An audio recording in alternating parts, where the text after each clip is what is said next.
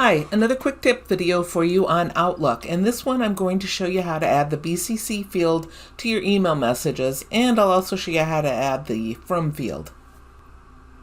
So if you want to add the BCC field or the From field to your email messages, it's a toggle option.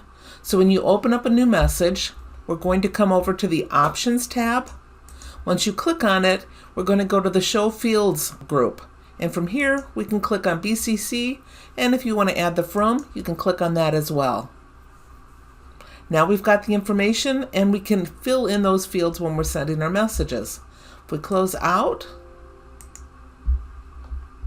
come in and do a new email, you can see the fields are here. And like I said, it's a toggle, so if I go back to Options, I can turn them off as well. Please like this video if you'd like to see more like this, and in the comments, please leave any questions you have or suggestions for new videos. Thank you.